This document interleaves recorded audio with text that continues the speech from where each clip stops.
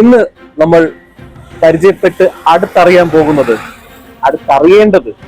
കൊല്ലത്തിന്റെ ജീവകാരുണ്യ മേഖലയിലെ നിറസാന്നിധ്യവും ഒപ്പം തന്നെ സ്വന്തം അധ്വാനം കൊണ്ട് സമ്പാദിക്കുന്ന പണം കൊണ്ട് തന്നെ പലരെയും സഹായിക്കുന്ന അല്ലെങ്കിൽ അങ്ങനെ സഹായിച്ച് ജീവിച്ചു പോകുന്ന ഒരു ഉമ്മയെ കുറിച്ചാണ്. സജിത ഷാജഹാൻ എന്നാണ് ആ ഉമ്മയുടെ പേര്.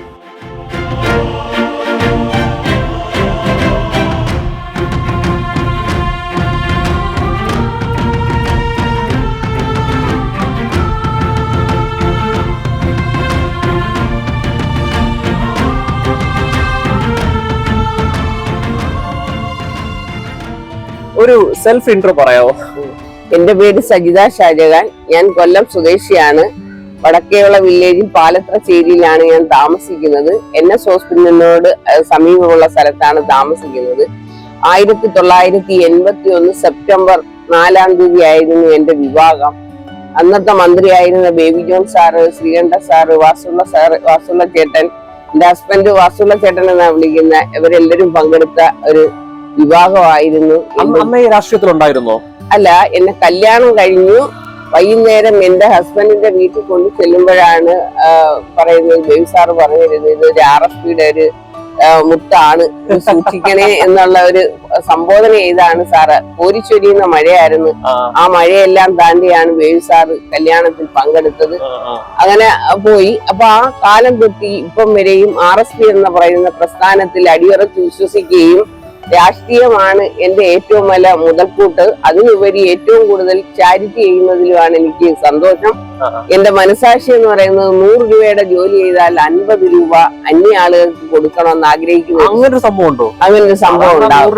10 രൂപ കൊടുക്കണമെന്നൊക്കെ അല്ല, 50 രൂപ തന്നെ കൊടുക്കണം. കാരണം മക്കളെയും കൊച്ചുമക്കളെയും മരുമക്കളെയും മാത്രം സംരക്ഷിച്ചു പോയത് കൊണ്ട് കാര്യമില്ല. നമ്മളെ സമൂഹത്തിൽ പാവപ്പെട്ടവരായ ആളുകൾ നമ്മളെ അറിയപ്പെടണമെങ്കിൽ നമ്മൾ ചെയ്യുന്ന സേവനവും വേതനവും അവര് വിലയിരുത്തിക്കൊണ്ടായിരിക്കണം നമ്മളെ അവര് സ്നേഹിക്കുന്നത്. കാരണം ഞാൻ എന്റെ ഉമ്മ, അതായത് എന്റെ ഉമ്മ ഒരു കോടീശ്വരിയായ വീട്ടിൽ നിന്ന് വിവാഹം കഴിച്ചു കൊണ്ടുവന്നതാണ്. പക്ഷെ എന്റെ ഉമ്മ വന്നതിന് ശേഷം ഈ വന്ന വീട്ടിൽ വലിയ സ്വാതന്ത്ര്യം ഒന്നും ഉമ്മായിക്കില്ലായിരുന്നു. അപ്പൊ ഉമ്മ എന്ത് ചെയ്യുമെന്നറിയാം, മൺകലത്തിൽ വെള്ളം നിറച്ച് അടച്ചു വെച്ചേക്കുമായിരുന്നു. അപ്പൊ ആരെങ്കിലും ഉമ്മയുടെ സ്വന്തക്കാരെങ്കിലും ഒക്കെ വരുന്ന സമയം, ഊണ് സമയമാണെങ്കിൽ ഉമ്മ പറയേ ചോറുണ്ടോണ്ട് പോകാം. യഥാർത്ഥത്തിൽ ആ കലത്തിൽ അരി ഇട്ടിട്ടില്ല. അങ്ങനെയുള്ള കാലമായിരുന്നു എന്റെ ഉമ്മയുടെ വിവാഹം കഴിഞ്ഞു വന്ന കാലം. അപ്പൊ എനിക്ക് ഓർമ്മയായ കാലം തൊട്ട് എന്റെ ഉമ്മ അന്യർക്ക് വേണ്ടി കൊടുക്കുന്ന ആ പ്രവൃത്തിയും പെരുമാറ്റവും കണ്ട്, ആ ഇല്ലായ്മ ഉണ്ടെങ്കിലും ഉമ്മ ഇല്ലായ്മയെ മറച്ചു വെച്ചുകൊണ്ട് ഉള്ളതുപോലെ കാണിച്ചുകൊണ്ട് പ്രവർത്തിക്കുന്ന ഒരു പ്രവർത്തനം കണ്ടതിന്റെ പേരിലാണ് എനിക്ക് ഈ ജീവകാരുണ്യത്തോടു കൂടി ഏറ്റവും കൂടുതൽ താല്പര്യവും ഇഷ്ടവും വന്നത്. എത്ര നാളായി ഒരു ജീവകാരുണ്യ മേഖലയിലേക്ക് വന്നിട്ട്? ഞാനിപ്പം വന്നിട്ടൊരു 10-45 വർഷത്തിൽ കൂടുതലായി. കാരണം എന്തെന്ന് വെച്ചാൽ എനിക്ക് ഒരുപാട് കൂട്ടുകാരുണ്ട്. എന്റെ കൂടെ നടക്കുന്ന കൂട്ടുകാരെല്ലാം വളരെ പാവങ്ങളും അത്താഴ പട്ടിണിക്കാരും, വളരെയധികം ഭർത്താവില്ലാത്തവര്, മക്കളെ കൊണ്ട് യാതൊരു വിധത്തിലുള്ള ഗുണങ്ങളില്ലാത്തവര്, അങ്ങനെയുള്ള അനവധി പ്രശ്നങ്ങളുടെ പുറത്ത് നടക്കുന്ന ഒരാളാവുമ്പം ചില സാമ്പത്തിക ബുദ്ധിമുട്ടുകളൊക്കെ വരുമ്പോ എന്നോട് ചോദിക്കുന്ന, സൈദ ചേച്ചി എനിക്ക് നിങ്ങൾക്ക് ഇച്ചിരി സഹായിക്കാൻ പറ്റുമോ, അല്ലെങ്കിൽ നിങ്ങൾക്ക് ഇച്ചിരി സ്വർണ്ണം എടുക്കുമ്പോൾ പണയം വെച്ച് തരാൻ പറ്റുമോ എന്നൊക്കെ ചോദിക്കും. പക്ഷെ എത്ര ഞാൻ ചെയ്യണ്ടെന്ന് പറഞ്ഞാലും ഞാൻ ചെയ്തു പോകും. അങ്ങനെ ചെയ്തതിന്റെ പേരിൽ ഒരുപാട് സാമ്പത്തിക ബാധ്യതകളുണ്ട്. ലക്ഷക്കണക്കിന് രൂപയുടെ ബാധ്യത എനിക്കുണ്ട്. ഉണ്ട്. സഹായിച്ചതിന്റെ പേരിലോ? സഹായിച്ചവരാരും തിരിച്ചു തന്നിട്ടില്ല. എല്ലാം കൂടെ എന്റെ സ്വന്തം പൈസയുടെ പുറത്തുള്ളത് തന്നെ 40 ലക്ഷം രൂപ. 40 ലക്ഷം രൂപയ്ക്ക് അടുത്തുണ്ട്. എങ്ങനെയെന്ന് വെച്ചാൽ വീണ്ടും പറയാം, എനിക്കൊരു അബദ്ധം പറ്റിയത്, ഇത് പറയുന്നത് ശരിയാണോന്ന് അറിയില്ല, എങ്കിലും ഞാൻ പറയാ. എന്റെ മോളൊരു MSc നേഴ്സുകാരിയായിരുന്നു. എന്റെ മോളെ ജോലി ഇതുപോലെ രാഷ്ട്രീയ രംഗത്ത് ഇറങ്ങിയതിന്റെ പേരില് വേറൊരു ഹോസ്പിറ്റലിൽ ജോലി ചെയ്തുകൊണ്ടിരുന്ന കൂട്ടത്തിൽ എന്റെ മോളെ ജോലി നഷ്ടപ്പെട്ടു. പിന്നെ ആരെന്നോട് കൂടുന്നവരെല്ലാം എന്നെ പറ്റിക്കുന്നതല്ലാതെ ഇന്ന് വരെ ഒരാളിൽ നിന്നും ഒരു നേട്ടവും ഉണ്ടായിട്ടില്ല. പക്ഷെ അങ്ങനെ ആണെങ്കിൽ തന്നെയും ഇത്രയൊക്കെ ബാധ്യത വരുത്തിയെങ്കിലും എന്റെ കുടുംബം എന്നെ സംരക്ഷിക്കുന്നത് എന്റെ ഭർത്താവും എന്റെ മോനുമാണ്. അവര് വല്ലാത്ത സ്നേഹമാണല്ലോ അവർക്ക്. അല്ലാത്ത സ്നേഹമാണ്. നേരം വെളുക്കുമ്പോൾ വഴക്ക് കൂടും. കാശിനെ കുറിച്ച് പറയടി, അങ്ങനെ ഇതിലടി ഇങ്ങനെ ഇതിലടി കാട് എന്നൊക്കെ പറയുമെങ്കിലും എന്നെ ഏറ്റവും കൂടുതൽ എന്നെ പൊന്നുപോലെ നോക്കുന്ന എന്റെ പൊന്നാരപ്പെട്ട എന്റെ പൊന്നുമോനാണ്. ഓക്കെ. അത് പറയാതിരിക്കാൻ വയ്യാത്ത. ഈ പൈസ നഷ്ടം വന്നപ്പോഴും വീണ്ടും ആളുകൾ സഹായിക്കാൻ തുടങ്ങിയോ? പൈസ നഷ്ടം അത് എല്ലാരും പറയും, ഒരാളിന് ഒരബദ്ധം പറ്റും, അല്ലെ രണ്ടബദ്ധം പറ്റും, അല്ലെ എന്റെ മോൻ എനിക്കാന്നും പറഞ്ഞതാണ്, ഒരാളിന് ഒരബദ്ധം പറ്റും, അല്ലെ 5 അബദ്ധം പറ്റും, ഉമ്മക്ക് 5 50 അബദ്ധം അല്ലല്ലോ ഉമ്മ പറ്റിയത് എന്ന് എന്റെ മോൻ എന്നെ പറയുകയും, ആ പോട്ടുമ്മ സാരമില്ലമ്മ, ഒരു അസുഖം വന്നാൽ നമ്മൾ ചികിത്സിക്കണ്ടേ അമ്മ എന്ന് പറഞ്ഞ് എന്റെ മോൻ എന്നെ തണുപ്പിക്കുകയും ചെയ്യും. അതാണ് എന്റെ ഏറ്റവും വലിയ സഹായം. എന്റെ ഭർത്താവാണ് എന്റെ ഏറ്റവും വലിയ മുതൽക്കൂട്ട്. അതായത് 916 എന്ന് തന്നെ എന്റെ ഭർത്താവിനെ കുറിച്ച് പറയണം. ഈ ചാരിറ്റി മേഖലയില് സഹായിച്ചവരുടെ അല്ലെങ്കിൽ സഹായിക്കാൻ പോയപ്പോൾ ഉള്ള അനുഭവങ്ങൾ എന്തെങ്കിലും ഉണ്ടോ? അവരുടെ നിരവധി അനുഭവങ്ങളുണ്ട്. എന്താണ് മറക്കാൻ പറ്റാത്ത അനുഭവം പറഞ്ഞു? മറക്കാൻ പറ്റാത്ത 3 അനുഭവം ഉണ്ട്. ഒന്നെന്ന് വെച്ചാ എന്റെ ഒരു കൂട്ടുകാരി സമുദായത്തിൽ എന്നിൽ നിന്ന് വ്യത്യസ്ത സമുദായമാണ്. പക്ഷെ ഞാനുമായിട്ട് എന്റെ ജീവിതത്തിൽ ഏറ്റവും സർവീസ് ജോലിയേക്കാൾ വലിയ ഇഷ്ടം ഈ നെറ്റ്വർക്കാണ്. അപ്പൊ ഈ നെറ്റ്വർക്ക് മേഖലയിൽ നിൽക്കുമ്പോഴത്തേക്ക് ഇങ്ങനെ ഓരോ കൂട്ടുകാരൊക്കെ വരികയും കൂട്ടുകൂടിയൊക്കെ ചെയ്യും. അങ്ങനെ കൂട്ടുകൂടിക്കൊണ്ടിരുന്ന സമയത്ത് ഇതുപോലെ ആ കുട്ടിയുടെ മോനോ പട്ടാളത്തിലെങ്ങാണ്ട് ഒരു ജോലിയായിരുന്നു. അങ്ങനെ ഒരു ആക്സിഡന്റ് ഒക്കെ പറ്റി അവനൊരു അപകടത്തിൽ പെട്ടുപോയി. പെട്ടപ്പോ എന്റെ എന്ന് പറഞ്ഞു, സൈതാ ചേച്ചി എന്റെ മോന് ഇങ്ങനെയാന്ന് ചേച്ചി, എന്റെ മോനെ സഹായിക്കണം എന്ന് പറഞ്ഞപ്പോ ഞാൻ എന്ത് ചെയ്തു, എന്റെ അയലത്തുള്ള ഒരു പയ്യന്റെ അടുത്ത് പൈസ ചോദിച്ചു. 1-2 പൈസ അല്ല, ഒരു 5 ലക്ഷം രൂപ ചോദിച്ചു. അവന്റെ ചികിത്സാ ചെലവിന് വേണ്ടിയാ. പക്ഷെ 5 ലക്ഷം രൂപ തന്നു, അവന്റെ ചികിത്സയൊക്കെ ചെയ്തു. പക്ഷെ പൈസ പകുതി 3/4 ഭാഗത്തോളം കൊടുത്തു. എന്റെ വീട്ടിന്റെ അയലത്തുള്ള ഒരു പയ്യനായിരുന്നു ചെയ്തത്. അപ്പം ഈ പുള്ളി ഈ പകുതി 3/4 പൈസ കൊടുത്തു കഴിഞ്ഞപ്പോഴാണ് 2019 നമ്മളെ നരേന്ദ്രമോദി അധികാരത്തിൽ വന്നപ്പം ഈ നോട്ട് നിരോധനം വന്നു.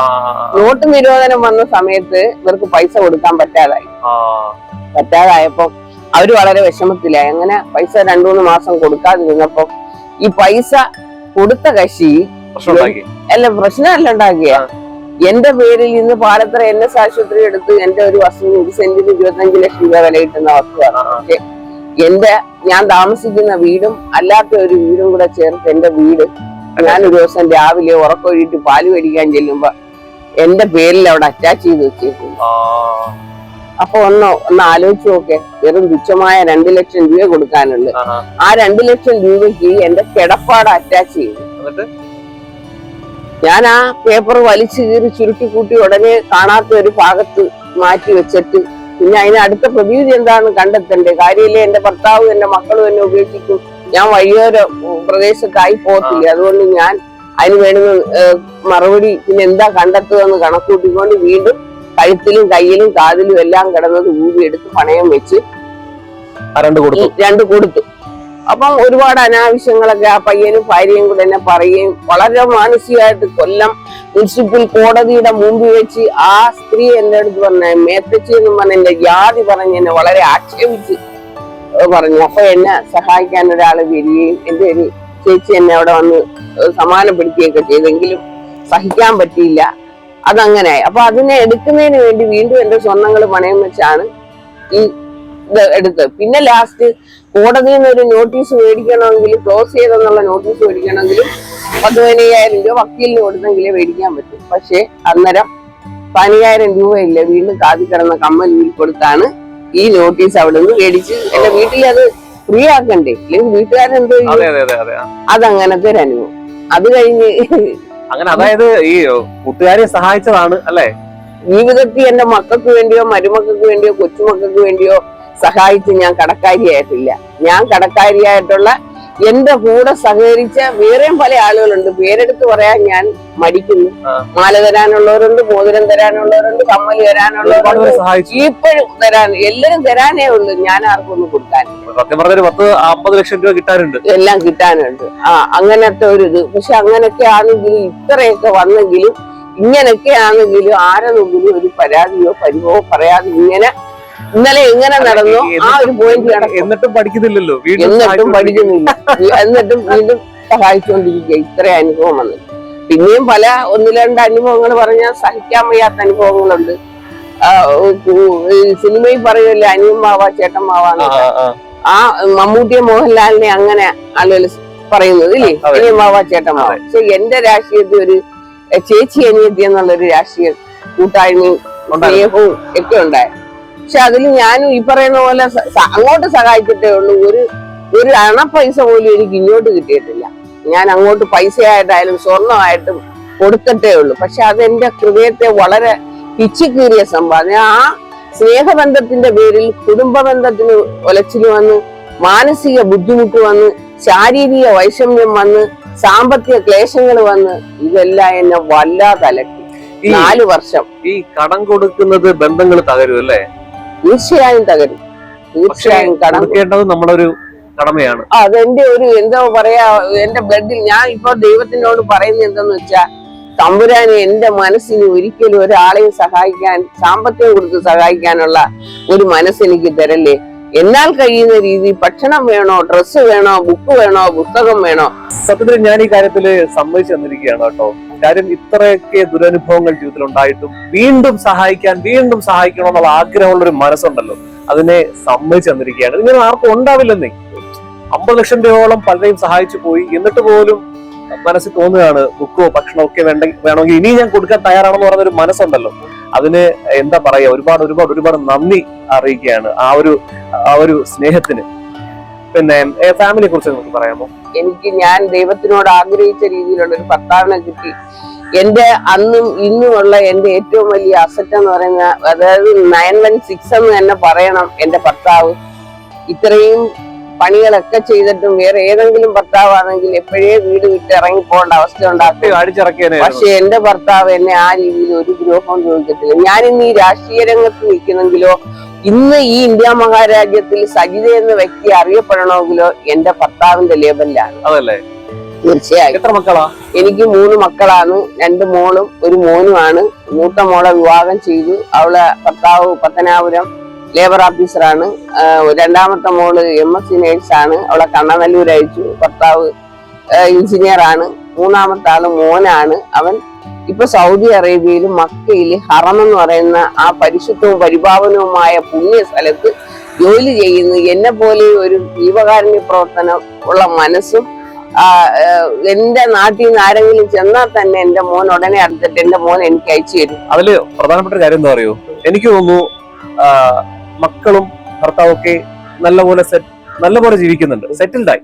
ഇത്തവണ മനസ്സായിരിക്കാം ഇത്തവണ മക്കൾക്ക് അത്രയും നല്ലൊരു ലൈഫ് കിട്ടിയത്, എനിക്കിങ്ങനെ തോന്നുന്നുണ്ട്. തീർച്ചയായും.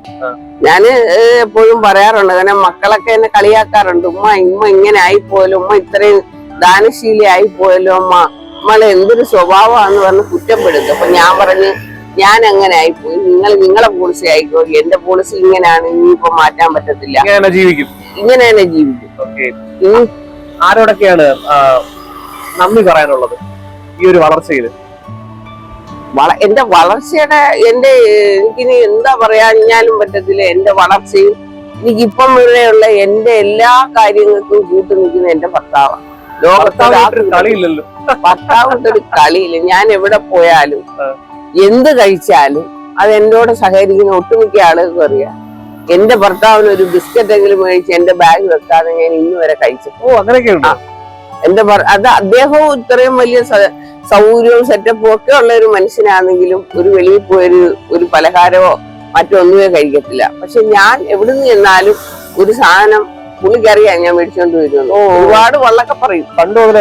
പണ്ട് പോലെ ഇപ്പൊ ഞാൻ സർവീസിൽ കയറിയ കാലം തൊട്ട് ഇപ്പം വരെയും ഞാൻ ഹെൽത്ത് ഡിപ്പാർട്ട്മെന്റിലായിരുന്നു. തിരുവനന്തപുരം പേരൂർക്കട ESI ഹോസ്പിറ്റലിൽ ഇരുന്നാണ് ഞാൻ പെൻഷനായത്. പിന്നെ എന്നെ എന്തെങ്കിലും ആക്കിയിട്ടുണ്ടെങ്കിലും ഞാൻ എന്തെങ്കിലും ആയിട്ടുണ്ടെങ്കിലും എന്റെ ഭർത്താവിന്റെ ലേബലിലാണ്. അതിന് ഒരു മാറ്റവും ഇല്ലാത്തൊരു കാര്യമാണ്. ഇത് രാഷ്ട്രീയത്തിലേക്ക് ഉണ്ടായിരുന്നല്ലോ. അപ്പൊ ഇനി രാഷ്ട്രീയത്തിൽ എന്താണ് നേടാൻ ആഗ്രഹിക്കുന്നത്? രാഷ്ട്രീയത്തില് എന്താ പറയാ, അപ്പം ഞാൻ സജീവ രാഷ്ട്രീയ പ്രവർത്തകയാണെന്ന് ഞാൻ തന്നെ പറയുന്നു. പക്ഷെ എന്റെ പാർട്ടിക്കാർക്കും അറിയാം. എന്റെ ഭർത്താവ് ഒക്കെ ജോലിക്കാരായിരുന്നു. അവരുടെ പെൻഷനും ഒക്കെ ആയി. ഇപ്പൊ എന്റെ മോൻ സൗദി ഗവൺമെന്റ് സർവീസ് ജോലിയാണ്. പിന്നെ എനിക്കൊരാഗ്രഹമുണ്ട്, ഏതെങ്കിലും ഒരു ബോർഡ് കിട്ടിയാൽ അതിലൊരു ബോർഡ് മെമ്പറായിട്ടിരിക്കണമെന്നും, എന്റെ മോക്കൊരു ജോലി കിട്ടിയാൽ, എന്റെ മോളെ ഒരു RFPയുടെ ലേബലിൽ ഒരു ജോലി കിട്ടിയെന്ന് എനിക്ക് അഭിമാനത്തോടുകൂടി പറയാം. മക്കൾക്കല്ല. ഞാൻ ഇത്രയും നാള് പാർട്ടിക്ക് വേണ്ടി രായും പകലും പ്രവർത്തിച്ചതിന്റെ പേരിൽ, എന്റെ പ്രവർത്തനത്തിന്റെ പേരിലും എന്റെ പാർട്ടിക്കാർ എന്റെ മക്കൾക്ക് ഒരു ജോലിയാണെന്നല്ലേ, എനിക്കൊരു ബോർഡിൽ ഒരു ജോലിയാണെന്ന് പറയാനുള്ള അന്തസ്സും അഭിമാനവും ഇപ്പം വരെ എനിക്ക് ആഗ്രഹിക്കുന്നുണ്ട്. ആഗ്രഹിക്കുന്നുണ്ട്. എന്താണ് ഇനി ഫ്യൂച്ചറിലെ പരിപാടികളൊക്കെ? ഫ്യൂച്ചറിൽ എനിക്ക് ഈ പിന്നെ ഇനി ഒരുപാട് കാര്യങ്ങളൊക്കെ ചെയ്യും. വയസ്സ് എന്നൊന്നും ചിലപ്പോ നിങ്ങൾ ചിന്തിച്ചാലും പക്ഷെ വയസ്സ് ഇതൊന്നും തോന്നുന്നുണ്ട് കാണുന്നവർക്ക്. അല്ല എന്തായാലും മനസ്സ് പോലെ തന്നെ ഇത്തരം മനസ്സ് പോലെ തന്നെ ചെറുപ്പമാണ് ഇത്. ആ ഒരു മനസ്സിന് നന്മയായിരിക്കാം മുഖത്ത് എപ്പോഴും ഈ പ്രകാശവും ഈ ചിരിയും. എത്ര ടെൻഷൻ മനസ്സിലുണ്ടെങ്കിലും എത്ര കണ്ണീര് മനസ്സിലുണ്ടെങ്കിലും അതിലേക്ക് അതിജീവിച്ചുകൊണ്ട് മുഖത്ത് ഇങ്ങനെ പുഞ്ചിരിക്കാൻ കഴിയുന്നത് തന്നെ ഒരു വലിയൊരു സംഭവം തന്നെയാണ്. ആ ഒരു നല്ലൊരു മനസ്സുള്ളത് കൊണ്ട് തന്നെയാണ്. എന്താണ് അതിനെ കുറിച്ച് പറയാനുള്ളത്?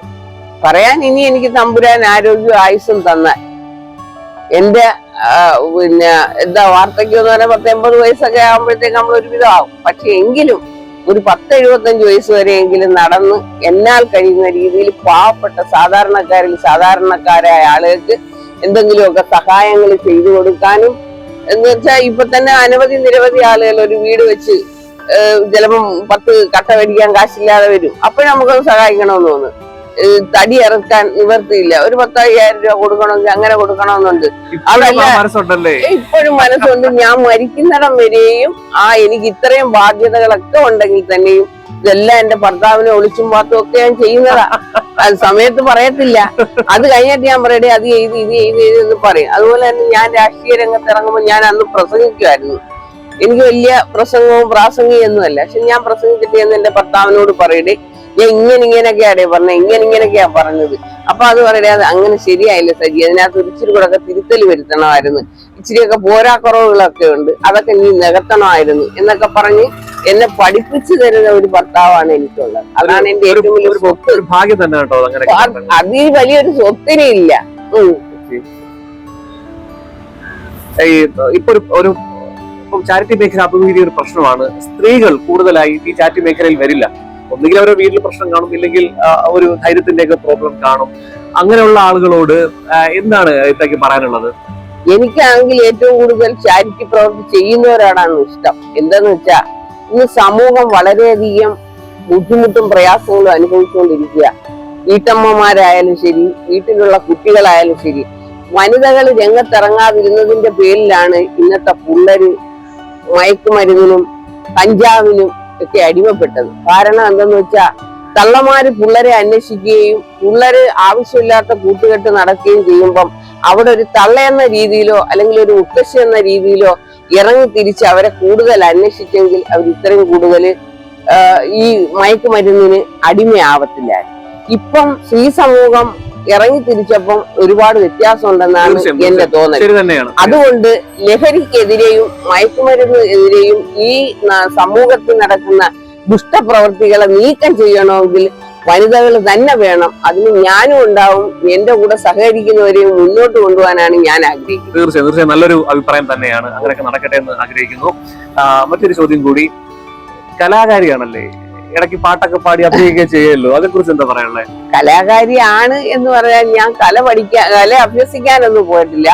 പക്ഷെ എന്തോ എന്റെ ബ്ലഡില് അലിഞ്ഞു ചേർന്നിട്ടുള്ള ഒരു കാര്യം, ഒരാള് പാട്ട് പാടിയാൽ ആ പാട്ട് കേൾക്കുക, അല്ലെങ്കിൽ അവരൊന്ന് അഭിനയിച്ചാൽ ആ അഭിനയം എന്താണെന്നൊന്ന് മനസ്സിലാക്കിക്കൊണ്ട് അതുപോലെ ഒന്ന് ചെയ്യുക എന്നത് എന്റെ വലിയ കാര്യമാണ്. അതായത് 2017 ഞങ്ങള് ഇവിടെ തിരുവനന്തപുരത്ത് പുളിയറക്കോണത്ത് ഒരു പരിപാടി ഉണ്ടായിരുന്നു. ഇത് പിന്നെ ഫൈനാൻസ് സൊസൈറ്റിയുടെ വനിതയുടെ പ്രസിഡന്റ് ആയിരുന്നു ഞാൻ. അപ്പൊ ഞങ്ങള് 10-45 പേര് കൂടി അവിടെ പോയി. ഏത് ചാനലായിരുന്നു? ഏഷ്യാനെറ്റിന്റെ കോമഡി ഷോ. അപ്പൊ പോയപ്പം പിന്നെ എല്ലാം കണ്ടു തുടങ്ങിയപ്പോ നമ്മളെ കണ്ണൂർക്കാരൻ ഷമീർ ഖാൻ സാറല്ലയോ അവിടെ ജഡ്ജായിട്ട് വന്നത്. പുള്ളി ഒരു പാട്ട് പാടി, ഒരു കത്തുപാട്ട് പാടിയായിരുന്നു. പാട്ട് പാടിയപ്പം ഈ പാട്ട് ഞാനും അതുപോലെ അവിടെ കേട്ട് ഇങ്ങനെ പാടിക്കൊണ്ടേയിരുന്നു. ഇത് കഴിഞ്ഞപ്പോ ഇവർ ഈ പാട്ട് അവിടെ റെക്കോർഡ് ചെയ്ത് വെച്ചിട്ട് റിമി ടോമിയും മേനകയും ജഗദീഷും ഇദ്ദേഹവും കൂടെ ഉള്ളപ്പോഴായിരുന്നു ഇവരെല്ലാം കൂടെ പറഞ്ഞ ഒരു പാട്ട് പാടണം. അപ്പൊ ഞാൻ പറഞ്ഞു എനിക്ക് പാട്ടൊന്നും അറിയത്തില്ല, ഞാൻ പാടിയിട്ടില്ല, ഞാൻ പാടിയാ അത് പിന്നെ ഇതൊന്നും ടെമ്പോയും ടിമ്പോയും ഒന്നും കാണത്തില്ല സാറേ, ഞാൻ പാടത്തില്ല എന്ന് പറഞ്ഞു. അപ്പൊ ജഗദീഷ് സാറ് പറഞ്ഞു പാടിയേ പറ്റത്തുള്ളൂ. അപ്പൊ ഞാനൊരു പാട്ട് പാടി. ആ പാട്ടൊന്ന് പാടാവോ? പാട്ട്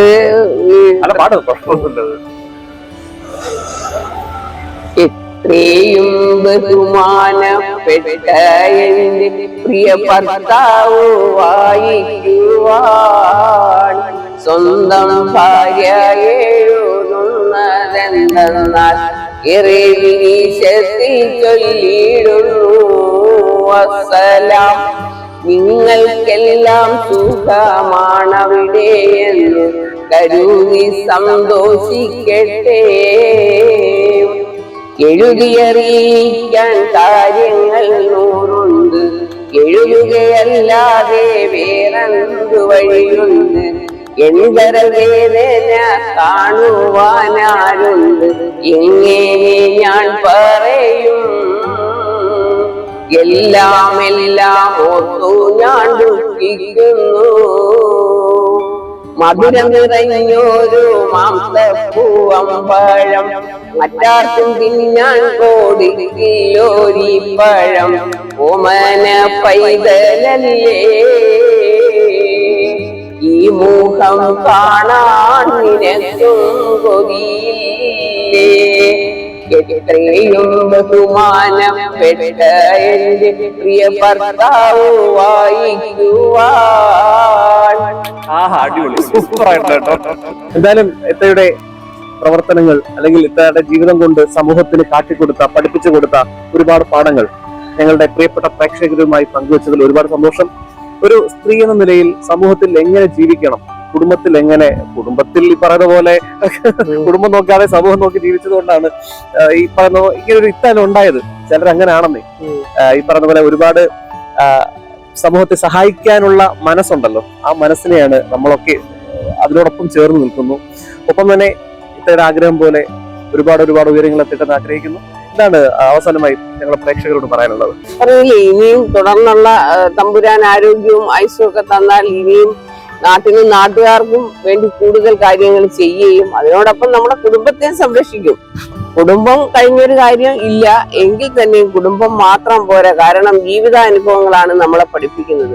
ഒരുപാട് സ്വത്തുണ്ടാക്കി വെച്ചിട്ടൊന്നും കാര്യമില്ല. സ്വസ്ഥത എടുത്തതേ ഉള്ളൂ. അതുകൊണ്ട് സ്വത്ത് ഉണ്ടാവുകയാണെങ്കിൽ മറ്റുള്ളവർക്കും അന്യർക്കും വേണ്ടി പല ഉപകാരങ്ങളും ഇനി എനിക്ക് ചെയ്തു കൊടുക്കണമെന്ന് ആഗ്രഹിക്കുന്നു. ഞാൻ മരിക്കുമ്പോൾ എന്നെ കാണാനായിട്ട്, ഞാൻ ചെയ്ത സഹായത്തിന്റെ പുറത്ത് എന്നെ കാണാനായിട്ട് നിരവധി ആളുകൾ എത്തണമെന്ന് ഞാൻ ആഗ്രഹിക്കുന്നു. അല്ലാതെ കുടുംബത്തെ മാത്രം പോറ്റണമെന്ന് ഉള്ള ഒരു ഇതല്ല.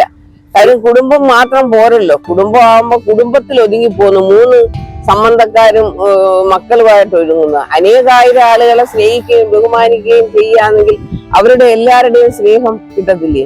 അഥവാ തീർച്ചയായും ഈ ഒരു മനസ്സ് തന്നെയാണ് ഈ ഒരു നിലയിലേക്ക് വളർത്തിയിരിക്കുന്നത്. കൊല്ലത്തിന്റെ അഭിമാനമായ, കൊല്ലത്തിന്റെ ചാരിറ്റി മേഖലയിൽ മാറ്റി നിർത്താൻ കഴിയാത്ത ഒരു നിറസാന്നിധ്യമാണ് സജിത ഷാജഹാൻ എന്ന് പറയുന്ന ഈ വ്യക്തി. ഒപ്പം തന്നെ ഇത്തയുടെ ആഗ്രഹം പോലെ ഒരുപാട് ഉയരങ്ങളിലേക്ക് എത്തട്ടെ എന്ന് ആത്മാർത്ഥമായി ആശംസിക്കുന്നു.